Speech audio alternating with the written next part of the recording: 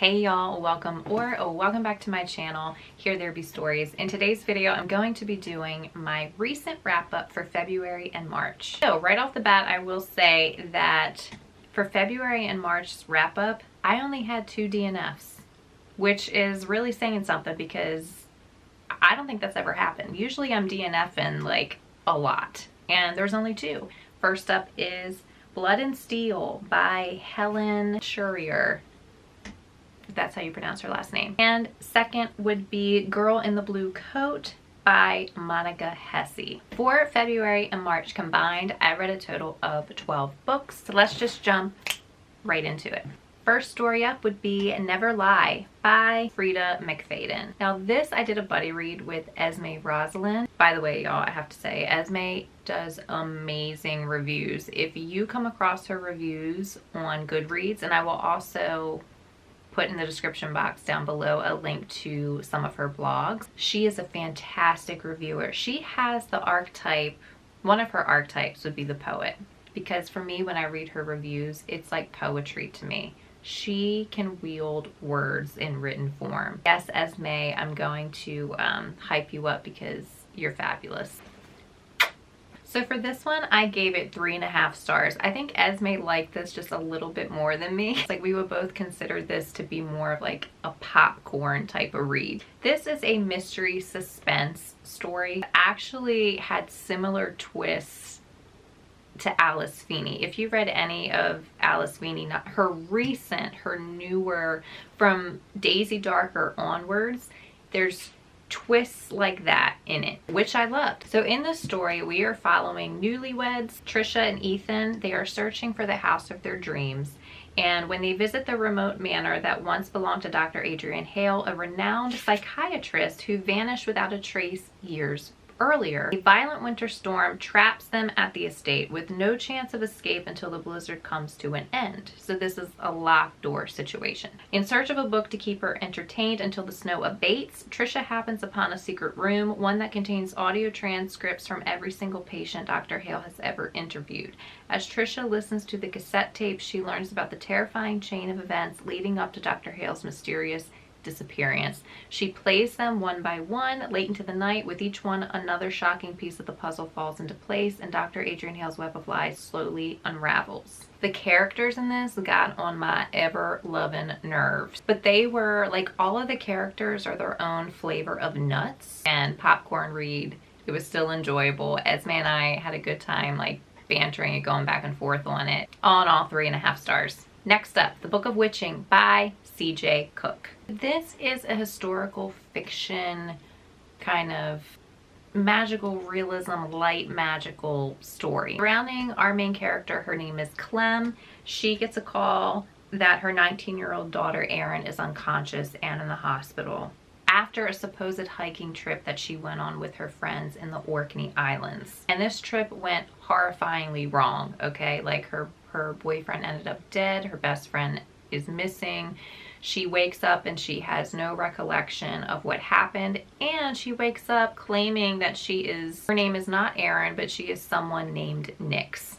Clem then travels to the site of her daughter's accident, and then, you know, the history of witchcraft comes up and discovering that her daughter, you know, paganism, different forms of paganism and witchcraft, and then we're going back in time as well. There's different timelines. So we're in this timeline with Clem and her daughter, and then when she's like exploring the history, we go back into the past timeline of a woman I believe is in their family line, which has to do with witchcraft and being a witch during, I don't remember the year that the past timeline is happening in, but it is surrounding paganism and witchcraft. Now, at the end, in the author's note, it does just explain and go into detail about what the author did in her research for this. The author's research included Orkney travel in the 1500s witch hunt records, which is based on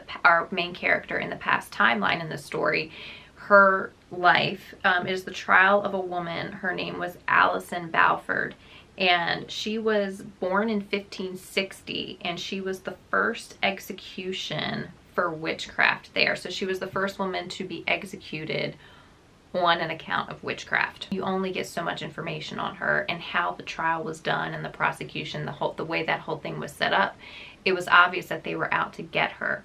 So she wrote this story surrounding this woman, kind of like filling in the gaps that were missing in history. So I gave this one 4 stars. I personally love CJ Cook and her stories. She really captures atmosphere and the historical element in her stories, and you feel it. It's just done, I think she does it so well. And she tends to do timelines. So if you are in the mood for like an atmospheric historical fiction with present and past timelines, I do recommend CJ Cook. Book number 4 is Killing November by Adriana Mather. I gave this one 3 stars. I'll read the premise in a second, but this one is a dark academia and it claims to be YA, but it's not, y'all. This is a middle grade. And the only reason I say unfortunately is because I wasn't in the mood for middle grade. And if you're gonna market something and call it something and then it turns out to be something else, it's gonna be a disappointment. The writing of this is 100% middle grade. The characters in this, there was really no depth. It was juvenile. It wasn't written in a higher YA level. It stayed juvenile, and everything was just real convenient. It was trying to be YA. This book is the equivalent of puberty. You're just stuck in puberty and you can't get out of it.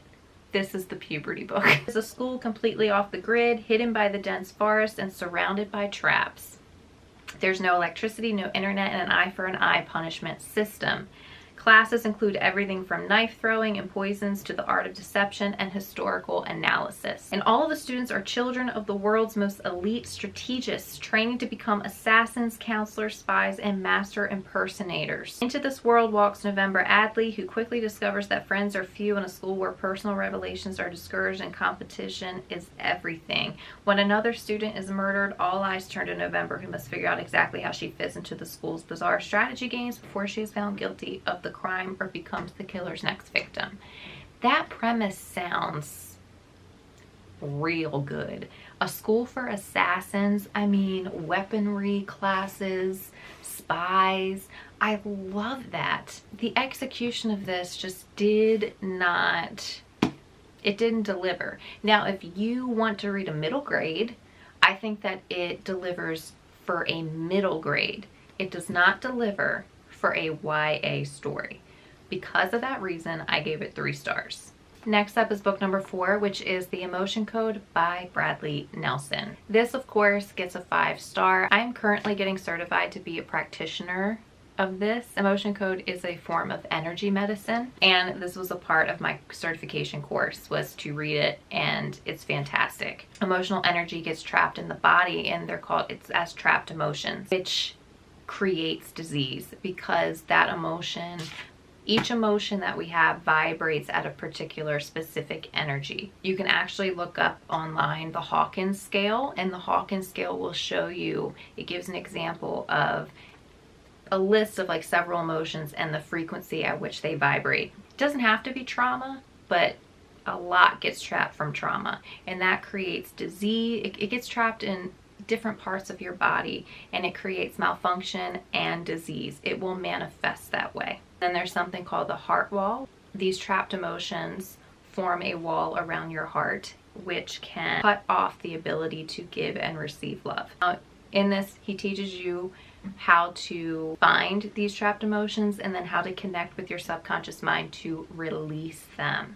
As a practitioner, that is what I'm doing and what I would be doing, and I do it for myself every day, and this has changed and impacted my life tremendously. Up next, book number 5 is Slay by Brittany Morris. This story gets 5 beautiful stars.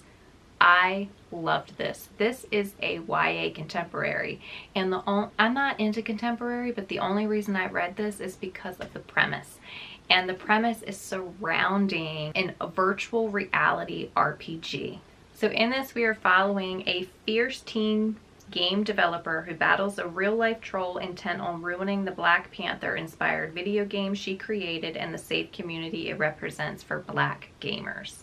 By day, 17-year-old Kira Johnson is a student and one of the only black kids at Jefferson Academy.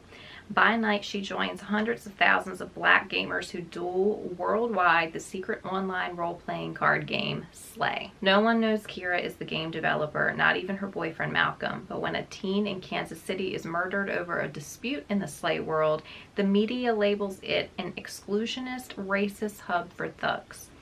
With threats coming from both inside and outside the game, she must fight to save the safe space that she created. But can she protect Slay without losing herself?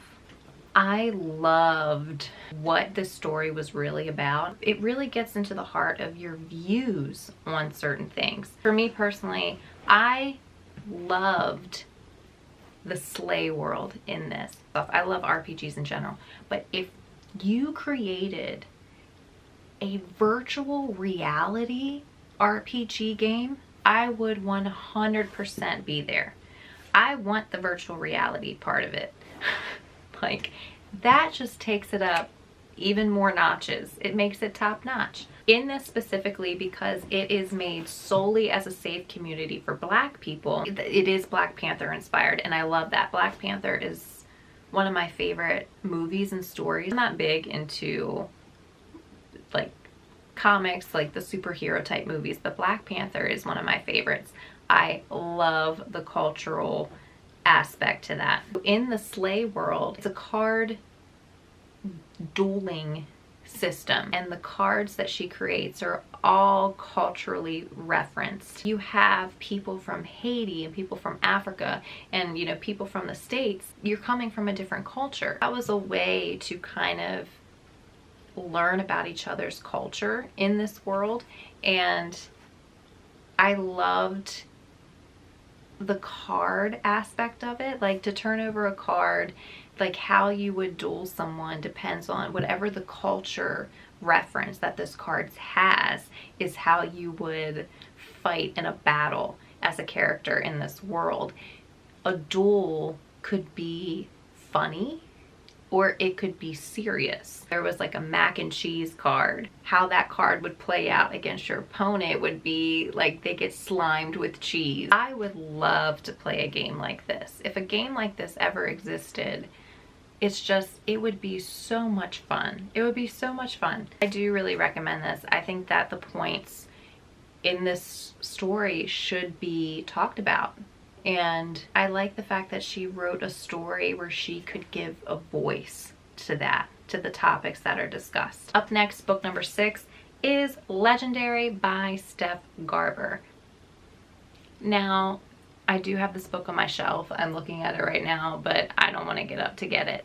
I'm just not getting up to get it. This is book 2 in the Caraval trilogy. I love the Caraval series, and this book 1 is my favorite. Okay, I'm just gonna say that. Book 2, book 1's a 5-star.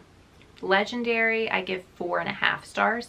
I love Legendary because we get Tella's point of view, first of all. Book 1 is Scarlett's point of view. This is her sister Tella's point of view. And we go more into Jax and Dante and how they're involved in Tella's world, and this like angsty, there's a lot of angst in this. I love the angst part. And it gets 4.5 stars because I thought it was done real well. Book number 7 is An Academy for Liars by Alexis Henderson.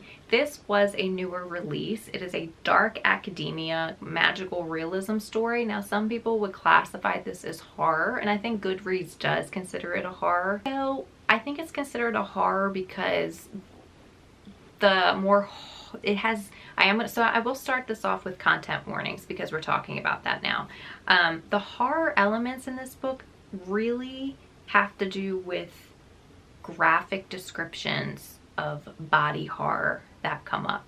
So for content warnings, it's body horror and animal testing. Animal testing on rats is in this book. It's mentioned about the animal testing, but there's no like real graphic descriptions of anything. You're just a part of what the students in this universe, in this magic school, are practicing on these rats. I would classify this as a dark academia, like a more darker fantasy. Obviously, you're getting more grisly, like graphic descriptions, but it's not chilling. It's not like a thrill chilling type situation. I'm gonna kind of go on a little mini rant for this one. Just a little rant, just a little bit. I gave this story 3 stars, and the only reason it gets 3 stars, literally the only reason, is because it captures atmospheric tone. And this story is the story where I've realized how much of a sucker I am for atmosphere, because I did not like anything else in this book besides the atmosphere. I would have DNF'd it if the atmosphere did not exist. I'm like, why do I like this? Because I don't like it, but I like it, and I'm still here. And what is keeping me here?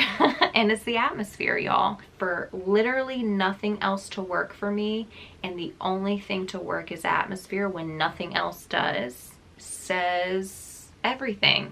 It really says everything. There are so many problematic, frustrating elements to this story, y'all. The cons outweigh the pros. My God. In this, we are following our main character, Lennon, and she is struggling in life. She gets a mysterious phone call from a phone booth in the middle of nowhere. Very intriguing. I mean, I'm immediately pulled in by that. Now, the person on the other end of the line is inviting her to take an entrance exam to a university that is supposedly hidden from the public. Drayton University is the name of the school, and it is a school of magic supposedly hidden in like a little pocket of Savannah. Lennon apparently possesses the gift of persuasion. Now, she gets accepted, and the whole point of the school, like her purpose here, is to be taught how to harness this ability of control, which in turn takes a toll on her physically. Becomes attracted to her advisor. His name is Dante. So this is also where I realized that every character named Dante, dark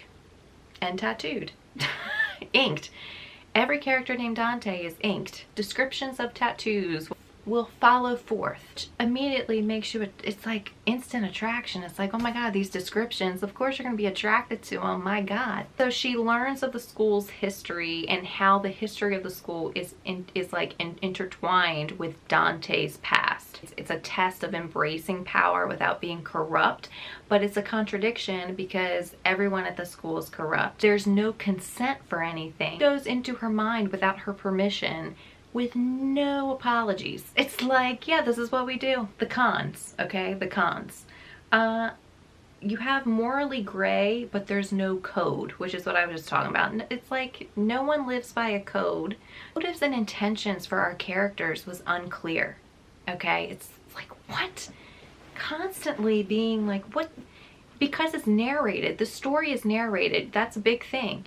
I don't like stories that are narrated. If you're not in the point of view of the characters, you really don't know them. You don't know the character. You don't know what they're feeling.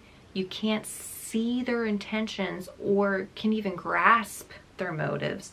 It's literally just like you're just like looking on the outside. Important details are introduced, but they're not clarified in this. Nothing is clarified. How are you going to mention something important, but not elaborate? This is an important element to the story and to this character's arc, and you're not, I mean, that's it? What was the point of even mentioning it? There was none. There is none. And our main character, Lennon, she is literally, her personality, you can't really grasp her personality or why there's an interest in her, because she is literally confused. In conversation, she acts confused about everything. She just reiterates back to you what is being said because she's confused. The typical trope of she's the one that has the most power. She has the most power. She's more powerful than everybody else and she's special. Yet we don't know her and we don't see how she grows. You don't see it. It's just told to you. All right, I am going to talk about the pros. What I did love about this school, everything is nocturnal based. So there's night classes. Most of the classes are at night. You have dinner being served at like the wee hours of the morning. I'm like, I am a nocturnal creature. I am a moon child. I am a moonflower. I bloom under the moonlight. If the moon is up, so am I. Finally was able to read a story that had that normalized. Was just like, Thank you. That was great. I love that. But again, it didn't elaborate on that. I would have loved to go into depth. It was just told. It wasn't shown. It wasn't explored. And I mean, I'm going back into the cons. I'm going off into a rant again, but that is the main problem with the story. Being told everything, nothing is really explored. You don't feel like you're on the ride or the adventure with the character. But I digress, okay? Regardless, I love the fact that that would be a thing. And of course, the whole reason I even stuck with the story is because of the atmosphere. I'm trying to figure out how it's even captured because nothing is shown to you. It is more, it's like, it's the writing. You're being told constantly about the environment and she's doing, but the environment and what she's doing combined really give off like this mystical atmosphere, and that is what I'm about. My last pro for this is there is a rat named Gregory. Gregory deserves his own whole gigantic wheel of cheese. A whole gigantic wheel of cheese just for you, Gregory. Book number 8 is Finale by Stephanie Garber. This is book 3 in the Caraval series. This book was my least favorite in the trilogy. I gave it 4 stars. In this re-listen, I saw that there were just things not touched on. Things are mentioned, but never tied up. It's like open-ended. So when it came to that, I did a buddy read of this with my friend Rena, and we just, you know, if I don't like something, or if something is open-ended, I just rewrite it myself. So we both kind of rewrote what we wanted and made it better. Book number 9 is Vita Nostra by Marina Diachenko. This is one of my favorite stories as well. Another re-listen. It's 5 stars. This is always going to be a 5-star for me. And during this re-listen, I found myself bookmarking places that I had never bookmarked before. Now, just like a lot of stories, everything is in layers. This has a lot of layers, and this is more esoterical in nature. This is a very intense dark academia with a smash of fantasy and a smash of sci-fi. But the main storyline of this book is a dark academia feel because our main character is a student at this school, and this shows everything where you feel like you are with her as a student going through exactly what she's going through, and it feels intense. But if you don't understand esoteric meanings, if you're not practicing meditation and mindfulness, if you're not a mystical person, this book is going to go over your head. The story is not for you. You have to be able to understand what it even means to even enjoy this book. Up next, book number 10 is The Blue Hour by Paula Hawkins. So this is a mystery suspense story. It was a recent release, and it caught my eye because, again, I am attracted to those locked door mysteries. This island is called Eris Island, which is in Scotland. Only access to the mainland is, you know, based around the tides. So you have like a 12-hour window where you can access the mainland or access the island, but your fate is determined by the tides. This is surrounding one of our characters. Her name is Vanessa. She is a famous artist who dwelled there on Eris Island, and she was, because she had died, she was also known for not only her art, was known for the disappearance of her cheating, backstabbing husband. When she died, we go into our point of view of our main character, Grace, who was one of her closest friends. You get introduced of how Grace entered her life and how they became friends. This is a multi-point of view story.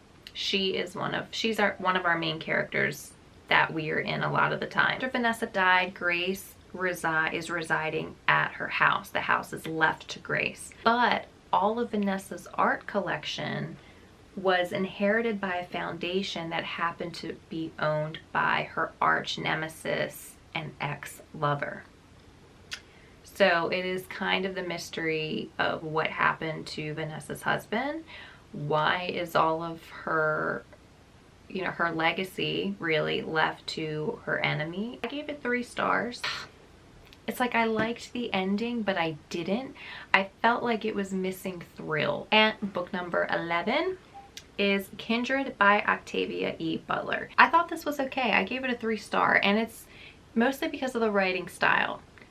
I didn't like the writing style. It's not my cup of tea. And Octavia E. Butler was well known as one of the very few African American women who were in the sci-fi writing genre. So this explores the horrors of racism and slavery through the lens of time travel. So this is a sci-fi historical fiction story, and our main character Dana, suddenly out of the blue, her and her husband move to a new house, and all of a sudden she gets yanked back in time to the year 1815 to Maryland. So 1815 Maryland. She is tasked with saving a boy, his name is Rufus, from drowning. And then she's yanked back to the present day, but she keeps getting transported back and forth, and each time is more dangerous. And she quickly learns that Rufus is an ancestor of hers, and basically her purpose is to keep him alive because he is her ancestor, and she has to keep him alive so she can even be born to begin with. She tries to influence him in a time that is just awful. I was reminded that being yanked to the past, that people were trained to accept slavery. I'm telling you, these are hard-hitting things that she talks about. I think this story is really important. I think everyone should read this. And just know going in, obviously, the topic is going to be hard to listen to. There are things that happen in here that is just like, oh, it made me so angry. I was just ready to just...